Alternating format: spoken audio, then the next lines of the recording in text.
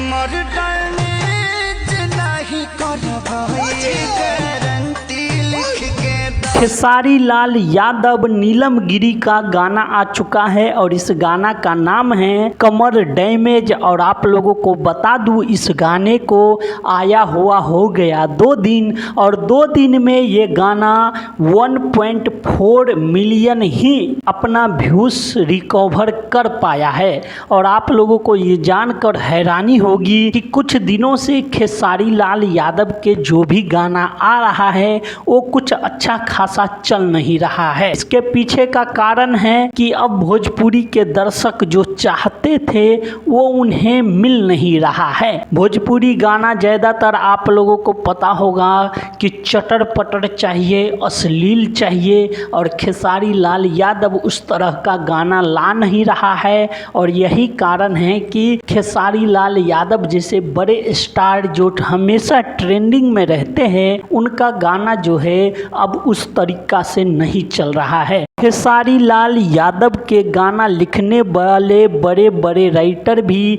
अब उस तरह का गाना नहीं दे पा रहा है जिस तरह का गाना खेसारी लाल यादव पर सूट करता है। और यही कारण है कि खेसारी लाल यादव के जो चाहने वाले हैं, जो उनके गाना सुनने वाले हैं, उसमें बहुत भारी जो है गिरावटी देखने को मिल रहा है। खेसारी लाल यादव के गाने पर एक दिन में 3 million, 4 million, 5 million, 6 million views आता था। आज खेसारी लाल यादव के गाने पे सिर्फ 1 मिलियन से 1.5 मिलियन वो भी 2-2 दिन में आ रहा है। और यही है चिंता का विषय कि खेसारी लाल यादव जैसे बड़े स्टार और साथ में काम किया है नीलम गिरी जो खुद अपने दम पर कई सारे गाने को चलाने की जो है क्षमता रखती है। और नीलम गिरी और खेसारी लाल यादव काफ़ी दिनों बाद आया है और उसके बाद भी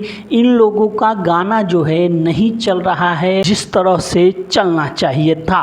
दोस्तों खेसारी लाल यादव लगातार जो है ऐसे ऐसे गाने ला रहे हैं जो गाना कुछ लोगों को शायद समझ में ही नहीं आ रहा है कि ये क्या गाना है।